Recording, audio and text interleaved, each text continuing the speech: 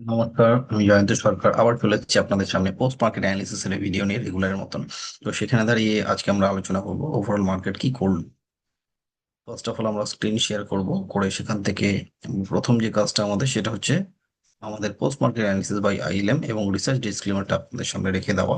সেইটা সেইটা করে এবার আমরা এগোবো যে আমরা কি কি প্যারামিটারের উপর ওভারঅল এই মার্কেট অ্যানালিসিসটা করি after closing the market. Technical indicator থাকছে সেখানে, ক্যান্ডেলস্টিক প্যাটার্ন থাকে, আরএসআই থাকে, বলিঞ্জার ব্যান্ড থাকে, ওপেন ইন্টারেস্ট থাকে, রেগুলার মতন ব্রেন্ট crude, dollar index, global indexes যেটা গ্লোবাল কিউজ আমাদের নিতে হয়, গ্লোবাল মার্কেট কিউজ।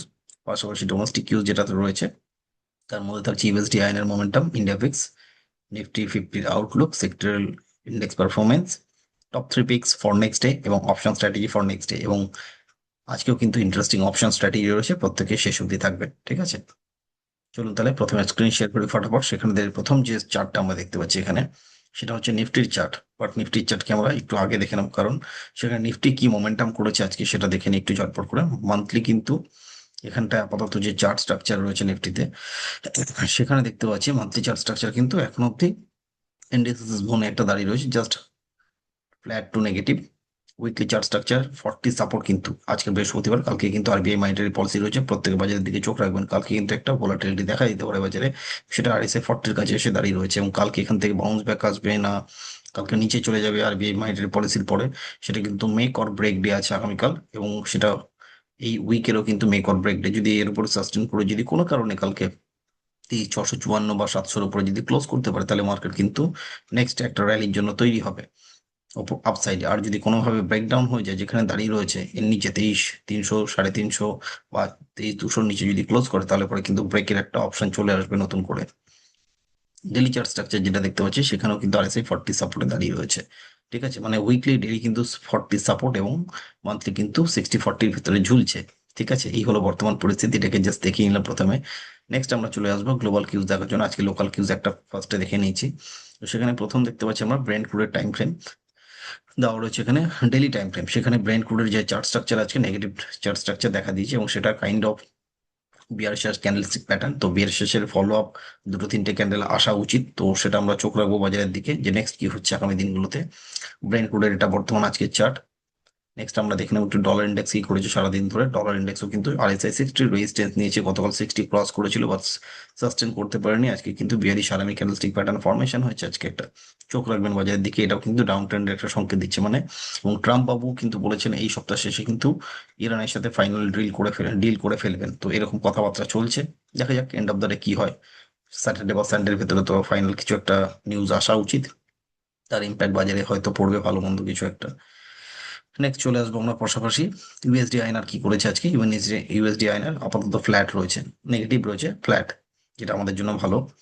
ইন্ডিয়া ভিক্স আপাতত সেও কিন্তু ফ্ল্যাট টু নেগেটিভ, 3%-এর ফল রয়েছে এবং সেখানে দাঁড়িয়ে একটা এনআরডি ফরমেশন হয়েছিল আরএসআই তে, সেই এনআরডি ফরমেশন আরএসআই হায়ার হাই বানিয়েছে বাট প্রাইস কিন্তু হায়ার হাই বানাতে পারেনি। It means it has a crystal clear divergence এবং সেটা কিন্তু তার এফেক্ট আজকে দেখতে পাচ্ছি আমরা।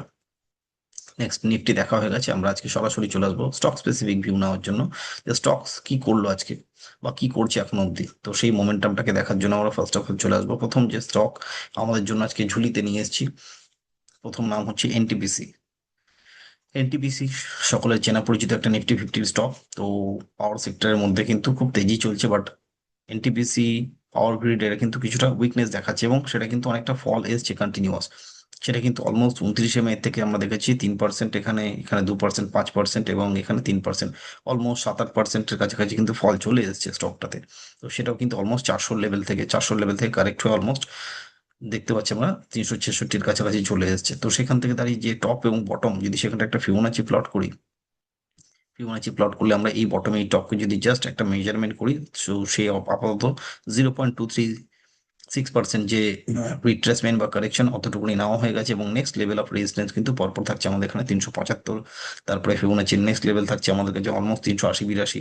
তারপর লেভেল অলমোস্ট থাকছে আমাদের কাছে 400 লেভেল। ঠিক আছে, তো যাই হোক এটা হলো ফিবোনাচি লেভেল, সেই অনুযায়ী আমরা সাপোর্টটাকে ভালো করে যদি দেখি লাস্ট সুইং এই ক্যান্ডেলের যে এখানে ইন্ডিসিসিভ ক্যান্ডেল ছিল, একটা হ্যামার কাম শুটিং, এই হ্যামার কাম একটা স্পিনিং টপ ছিল, তার যদি হাইটাকে আমরা ধরি অলমোস্ট 361 আপাতত সাপোর্ট রয়েছে।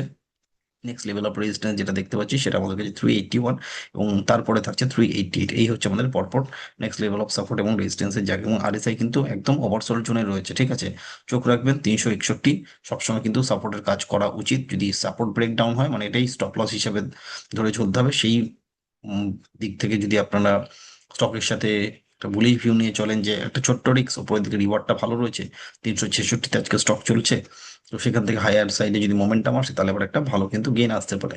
তো সেদিক থেকে যদি কেউ ফিউচার নিয়ে কাজ করেন এবং ডেলিভারিতে যদি আপনারা ক্যাশে কাজ করেন, ক্যাশে কাজ করলে কোনো প্রবলেম নেই। আর যদি ডেলিভারি থেকে কাজ না করে কেউ যদি মনে করেন যে আমি ফিউচারে কাজ করবো, তাহলে কিন্তু অবশ্যই একটা পুটের সাথে কাজ করবেন, এবং সেখানে ফিউচারে চলছে অলমোস্ট 370-এর কাছাকাছি ফিউচার চলছে।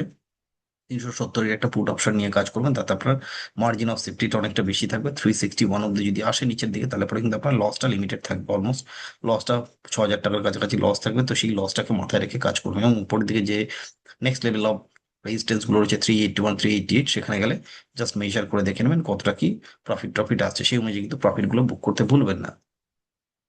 নেক্সট চলে আসছে আমাদের জন্য শ্রীরাম ফাইন্যান্স। এটিও একটি নিফটি স্টক। তো ফিনান্সিয়াল বা বিএফএসআই সেগমেন্টের একটি স্টক। তো ব্যাংকিং এন্ড ফিনান্সিয়াল সেক্টরের মধ্যে এই স্টকটি আসে। তো সেখানে দিলে শ্রীরাম ফিনান্স কিন্তু দীর্ঘদিন ধরে কিন্তু নিচের দিকেই রয়েছে, বাট এবারে মনে হচ্ছে আরএসআই তে বারবার কিন্তু সাপোর্ট নিচ্ছে, মাল্টিপল সাপোর্ট, একবার দুবার তিনবার চারবার, চারখানা কিন্তু অলমোস্ট বটম বানিয়েছে আরএসআই 40-র কাছে এসে, এবং মনে হচ্ছে এখান থেকে কিন্তু ওভারসোল্ড জোনের কাছে এসে বারবার সাপোর্ট নেওয়া মানে কিন্তু এবার নেক্সট লেভেল অফ রেজিস্ট্যান্সের দিকে যাওয়ার একটা প্রবণতা দেখাচ্ছে।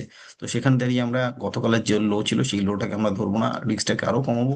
910 আমাদের প্রিভিয়াস সুইং যে লো ছিল একটা একটা হ্যামারের, তো সেই হ্যামারের লোটাকে আমরা আপাতত ধরে চলবো। 901 will be the support level right now. তাহলে সেখানে দাঁড়িয়ে আমাদের next level of resistance almost centre band, যেটা বলিঞ্জার ব্যান্ডের রয়েছে, সেই বলিঞ্জার ব্যান্ডের সেন্টার ব্যান্ডের কাছাকাছি সাপোর্ট যদি ধরি 947 আমাদের কাছে রেজিস্ট্যান্স আসছে। এবং তারপরে লাস্ট সুইং হাই যেটা রয়েছে 975, যেখান থেকে স্টক পড়েছিল রিসেন্ট। তো সেই রিসেন্ট যে ফলটা এসেছিল, সেই রিসেন্ট ফল থেকে রিসেন্ট এই টপ থেকে রিসেন্ট বটম যেটা ছিল, সেখানে 975 আমাদের কাছে রেজিস্ট্যান্স। তো সেখানে দাঁড়িয়ে যদি ছোট্ট রিস্কের সাথে কেউ ডেলিভারিতে হোল্ড করতে চান, you can do that. Otherwise you have a option to take with the future. তো জুন মান্থের ফিউচার নিয়ে কেউ যদি কাজ করেন, কাছের সাথে সাথে কিন্তু 920-র একটা পুট অপশন অবশ্যই বাই করবেন, না হলে পরে কিন্তু রিস্কটা আনলিমিটেড হয়ে যাবে। সেখানে দেখে লস লিমিট করে কাজ করবেন। 901 যদি আপনার নিচের দিকে ফল করে এই স্ট্র্যাটেজি বানানোর পরে, তাতে কিন্তু আপনার অলমোস্ট 8,500-8,500 টাকার কাছাকাছি লস থাকবে। ওপরের দিককার যে রিওয়ার্ডটা সেটা নিজেরা চেক করে দেখে নেবেন কত কি আসতে পারে। 947 বা 975 এই লেভেলগুলো একটুখানি মার্ক করে করে কাজ করবেন, ঠিক আছে? তো মোটামুটি সেই রিস্ক রিওয়ার্ড রেশিওটা কিন্তু ফেভারেবল যদি হয় তাহলেই কাজ করবেন, আদারওয়াইজ কিন্তু আজে বাজে এন্ট্রি করবেন না। নেক্সট স্টক আমাদের জন্য চলে আসছে আইটিসি। সকলের পরিচিত, অনেকদিন বাদে এই স্টকটাকে নিয়ে আমি আলোচনা করছি আজকে। স্টকটা যেটা দেখা যাচ্ছে that is a interesting chart pattern তৈরি হয়েছে, সেটা কিন্তু একটা আরএসআই তে পজিটিভ ডাইভারজেন্স এসছে, সেটা কিন্তু দীর্ঘদিন পর।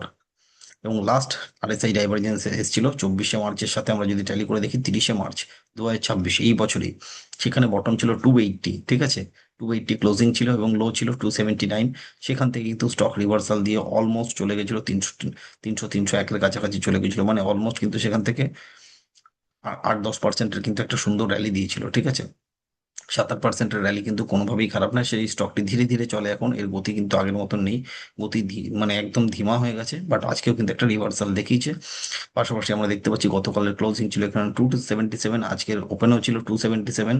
তো সেখান থেকে কিন্তু স্টক বাউন্স ব্যাক করে almost piercing candlestick pattern kind of chart pattern তৈরি হয়েছে, এবং পাশাপাশি আরএসআই তে পজিটিভ ডাইভারজেন্স রয়েছে। তো চোখ রাখবেন। আর এই স্টক যদি 283.25-এর উপরে যদি ক্লোজ করে যায়, তাহলে পরে কিন্তু মানে আগামীকাল পরশু যদি ক্লোজ করে যায়, তাহলে পরে কিন্তু এই স্টক ফাইনালি কিন্তু নেক্সট লেভেল অফ রেজিস্ট্যান্স 290 থাকছে, তার উপরে কিন্তু 302। এই লেভেলগুলো কিন্তু আমাদের নেক্সট রিস্ক রিওয়ার্ড রেশিওর সাথে ম্যাচ করে দেখবো, যাতে আমাদের 275 যেটা রিসেন্ট লো রয়েছে 275-20, তো 275 আমরা রাউন্ড ফিগারে সেখানটা স্টপ লস হলে স্টকটাকে নিয়ে এগোতে পারি। তাতে কেউ যদি ডেলিভারিতে নিতে চান, এটা ভ্যালু বাই হবে। এবং যদি কেউ মনে করেন যে না ফিউচারের সাথে কাজ করবে, ইউ ক্যান ডু দ্যাট। তাহলে ফিউচারে কাজ করলে সেখানে একটা অবশ্যই পুট অপশনকে হেজ করে কাজ করবেন, এবং পুট অপশনকে নিয়ে যদি আপনি হেজ করে কাজ করেন, তাহলে 282-এর যে পুট অপশনটা রয়েছে সেটাকে কাইন্ডলি নেবেন, কারণ ফিউচার চলছে 281.5 বা 282-এর আশপাশে। তো সেখান থেকে দাঁড়িয়ে আমাদের যদি 275 চলে আসে, তাহলে আপনার রিস্কটা কতটা থাকছে একটু দেখে নিই আমরা। অলমোস্ট 4,000-4,500 টাকার কাছাকাছি রিস্ক থাকছে। সেই রিস্কটা যদি আপনার জন্য ফেভারেবল হয়, তাহলে পরে এন্ট্রি করবেন। নেক্সট লেভেল অফ রেজিস্ট্যান্স আমাদের 288 থাকছে। সেখানেও কিন্তু আপনার রিওয়ার্ড যদি ফেভারেবল হয়, তাহলে পরে এক্সিট করে দেবেন। এবং তার উপরে যেটা থাকছে 302 অলমোস্ট, সেটা আমাদের একটা ভালো রিওয়ার্ডের জায়গা হতে পারে নেক্সট। ঠিক আছে, তো চোখ রাখবেন আইটিসির দিকে। এবং লাস্ট স্টক যেটা অপশনের জন্য আজকে নিয়ে এসেছি একটা সুন্দর স্টক, সেটি হচ্ছে MFSL, max financial service limited. এটাও কিন্তু একটা ইন্স্যুরেন্স কোম্পানি। ইন্স্যুরেন্স বলতে পারেন, এরা হেলথ ইন্স্যুরেন্স করিয়ে থাকে সাধারণত। এই স্টকটিও কিন্তু RSI 40 সাপোর্ট এবং piercing candlestick pattern crystal clear চার্টে কিন্তু দেখা গেছে। এই পিয়ার্সিং ক্যান্ডেলস্টিক প্যাটার্ন কিন্তু লাস্ট টাইম এখানে দেখেছিলাম পিয়ার্সিং এবং বুলিশ সিঙ্গেল ফিঙ্গার ফরমেশন একসাথে ছিল। তো সেই চার্ট প্যাটার্ন কিন্তু স্টককে সুন্দর একটা র্যালি দিয়েছিল। অলমোস্ট এখানে স্টকটা ছিল, যেখানে ক্লোজিং ছিল অলমোস্ট 1460-70, সেখান থেকে কিন্তু স্টক চলে গেছিল 1700 অব্দি। এখান থেকে যদি আমাদের নেক্সট লেভেল অফ রেজিস্ট্যান্স যেগুলো রয়েছে 1640 সেন্টার ব্যান্ড, বা তার উপরে যদি আমাদের অলমোস্ট 1690 বা 1700-র কাছাকাছি যদি মান্থ এন্ডে ক্লোজ করে, তাহলে পরে কিন্তু একটা ডিসেন্ট গেন আসতে পারে উইথ বুল কল স্প্রেড। সেখানে দাঁড়িয়ে 1600-র একটি কল অপশন বাই করা এবং 1640-এর একটি কল অপশনকে সেল করে দেওয়া, তাতে আপনার 44 টাকায় বাইটা থাকবে এবং 29 টাকায় থাকবে সেলটা। যদি এইভাবে আমরা বুল কল স্প্রেড করি, তাতে কিন্তু আপনার রিস্কটাও ফেভারেবল, রিওয়ার্ডটাও কিন্তু ফেভারেবল। বাট আমাদের মাথায় রাখতে হবে এখানে এই ম্যাক্স ফিনান্সিয়ালের যে লো রয়েছে, আজকের যে লো ছিল 1541, তো আমরা 1540 রাউন্ড ফিগারে ধরবো। কালকের লো আজকের লো কিন্তু সেম ছিল। তো 1541-এর নিচে যদি ক্লোজ করে ডেইলি চার্টে, আগামী কাল পরশু তরশু যে কোনো দিন, মান্থের যে কোনো টাইমে যখনই ক্লোজ করবে এক্সিট ইউর পজিশন, তাতে আপনার রিস্ক যেটুকুনি থাকবে 1540 যদি আসে অলমোস্ট অলমোস্ট আপনার এখানটা দেখাচ্ছে 2300-2400 টাকা লস। এখানে ম্যাক্স লস দেখাচ্ছে 6060, 6060 টাকা, বাট অতটা লস যাবে না। আপনি 1540-এর নিচে গেলে এক্সিট ইয়ার পজিশন, তাতে কি হবে আপনার রিস্কটা অনেকটা ছোট হয়ে যাবে। আর যদি কোনো কারণে 1640-এর উপরে যদি ক্লোজ করে যায়, তাহলে কিন্তু জ্যাকপট। ঠিক আছে, তো চোখ রাখবেন এই আমার চ্যানেলের দিকে রেগুলার নতুন নতুন আপডেট দেওয়ার জন্য, নতুন নতুন স্টক রেকমেন্ডেশন বা স্টক রিলেটেড আলোচনা। রেকমেন্ডেশন তো নয়, আমি প্রত্যেকটা টেকনিক্যাল অ্যানালিসিস বা স্ট্র্যাটেজির সাথে বলে থাকি। তার জন্য কিন্তু এখানে কোনো রকম বাই সেল হোল্ডের রেকমেন্ডেশন নয়। নিজেরা নিজেদের রিস্ক রিওয়ার্ড রেশিও যদি ফেভারেবল হয়, তাহলে কিন্তু স্টকগুলো নিয়ে কাজ করবেন এবং নিজেরাও সেখানটায় শিখুন, জানুন, বুঝুন, তারপরে কিন্তু স্টক নিয়ে কাজ করুন। ঠিক আছে, তার আগে নয়, রিস্ক রিওয়ার্ড সবকিছু জেনে। ওকে, প্রত্যেকে ভালো থাকবেন, সুস্থ থাকবেন। তার আগে জাস্ট একটাই কথা আপনাদের উদ্দেশ্যে, আমার চ্যানেলটিকে আরো বেশি করে ফলো করুন, লাইক করুন, শেয়ার করুন, সাবস্ক্রাইব করুন। এটি আমার ফেসবুকের পেজ এবং এটি হচ্ছে আমার ইউটিউবের হ্যান্ডেল @জয়ন্ত সরকার 1904। এই চ্যানেলটিকেও যতটা ম্যাক্সিমাইজ করা যায় সাবস্ক্রাইব করার জন্য, সেই সাবস্ক্রিপশন করুন। পাশাপাশি এখান থেকে লাইক শেয়ার কমেন্ট করুন। ঠিক আছে, ওকে, চলুন। জয় হিন্দ, জয় ভারত। প্রত্যেকে ভালো থাকবেন, সুস্থ থাকবেন। Happy trading, happy investing. Good day to everyone. End করছি আমরা এখানে।